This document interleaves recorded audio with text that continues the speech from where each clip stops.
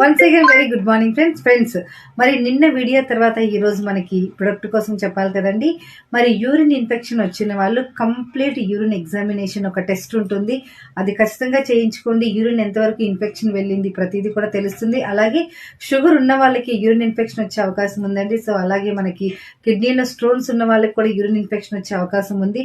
మరి బయట washrooms, even చాలా చిన్నపిల్లలు మా స్కూల్కి అండ్ కాలేజ్కి వెళ్ళేటప్పుడు బయట వాష్రూమ్స్ ఎక్కడైతే యూజ్ చేస్తారో అలాంటి వాళ్ళకి, అలాగే చాలా మందికి కొంచెం లేడీస్కి ఒక 50-55 ఏజ్ ఉన్న వాళ్ళకి కూడా యూరిన్ ఇన్ఫెక్షన్ ఎక్కువగా వస్తుందండి. అంటే హైజీన్ ఎక్కువ బయట క్లీనింగ్ ఉన్న ఈవెన్ వాష్రూమ్స్ వెళ్ళడం వల్ల కూడా మనకి యూరిన్ ఇన్ఫెక్షన్ వస్తుందండి. అంత చిన్నగా తీసుకోకండి. యూరిన్ ఇన్ఫెక్షన్ అనేది ఒకసారి వస్తే ఖచ్చితంగా అది అలాగే కిడ్నీకి, లివర్కి కూడా ప్రొలాంగ్ అవుతుంది, ఇన్ఫెక్షన్ ఎక్కువ అవుతుంది.